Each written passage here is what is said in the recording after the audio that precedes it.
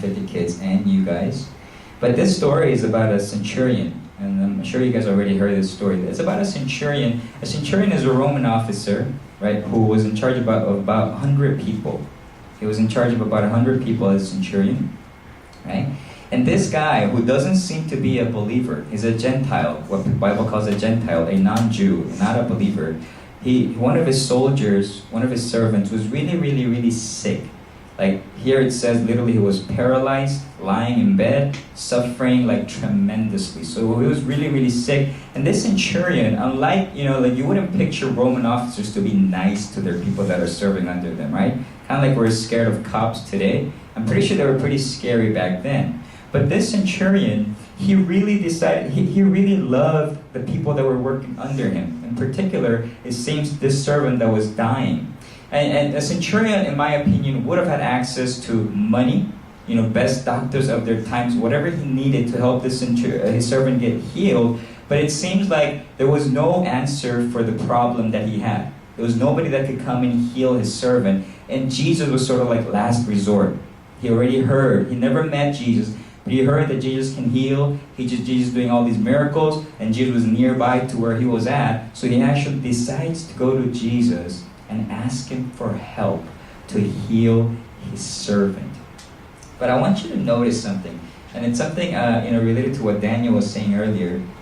When this centurion, a Roman officer, a person of high status, Jesus was a mere civilian at the time, a Jewish civilian. Jewish people and Gentiles, they really didn't like each other. Jewish people thought that if they touched a Gentile, or even if they walked in the same path that a Gentile walked, they would become like dirty people. That's how much they hated the Jewish people. The Gentile people. But so not only that, but this Roman officer is a high position, and Jewish people were under Roman rule at the time. But this Roman officer comes to Jesus, right? And he shows him utmost respect and honor. Okay, this is what the centurion says. He says, first of all, he calls him Lord, right? And we're not sure if he's calling him Lord here because he literally saw him as God, or because he saw him as somebody of superiority or whatnot. But he says, Lord, I am not worthy to have you come under my roof, but only say the word and my servant will be healed. A man of high status comes to a civilian and calls him Lord. I am not worthy of you. Can you come into can you please heal my servant? Right? And when I was reading this, I realized, we are Christians, but let me ask you a thing. How much do you actually honor Jesus? Like really? Is Jesus somebody who you consider yourself not worthy to come before? Is he somebody that you honor and respect that much? Is this somebody that you can actually believe that he is powerful enough to do something supernatural? Because that's what this guy is doing. He's not even a Christian at this point, in my opinion. But somehow, he has this faith in Jesus. Amazing. This guy believes that Jesus can actually solve his impossible situation. This guy actually believes that all the doctors came, they couldn't do anything about it, but Jesus can fix him. And Jesus doesn't even have to come to his house, but he can actually fix him simply by speaking the words. And he believed somehow, this guy wasn't even a Christian, that the moment Jesus spoke, his servant would be healed. He had this respect and honor toward Jesus. He considered himself unworthy, even though he was a centurion. And then he had this faith that he could do something supernatural. And I was thinking about our generation, right? Do you see Jesus like that? Right?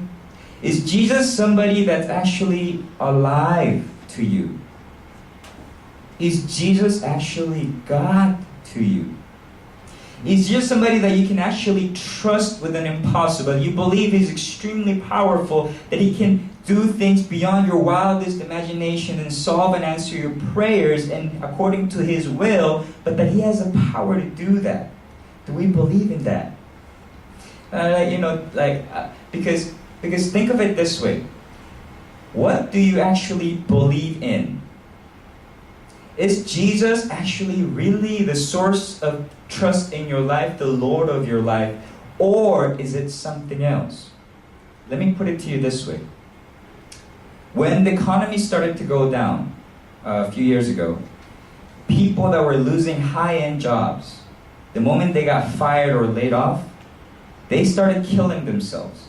Not just themselves, but their entire family. They saw no hope after they lost their job. Their job, their money was their God. That was their source of faith. What about in your life? What would happen if, for some, because you guys are in college, what would happen if your mom and your dad, literally, let's just say, God forbid, but let's just say tomorrow, they died?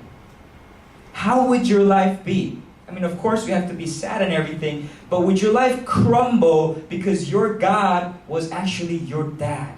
Your God was actually your mom. It wasn't Jesus where, even if they die, you can still kind of, okay, I'm sad and everything, it hurts and everything, but I'm okay because my faith is in Jesus and He is my God, my source of trust. Not my father or my mother, my source of money, my friends, a relationship, boyfriend or girlfriend. Sometimes they believe, like my girlfriend's going to bring everything that I need. And I'm going to depend everything on this person. Or my boyfriend, finally, all my needs are going to be met. They become a God in your life.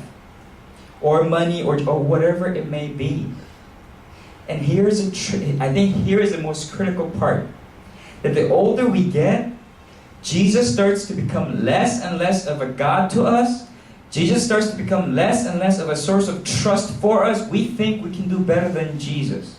We think that we're smarter than Him, and rather than depend on Jesus, we go looking for solutions to our problems. Because we can't trust in Jesus as much as we used to do it when we were younger.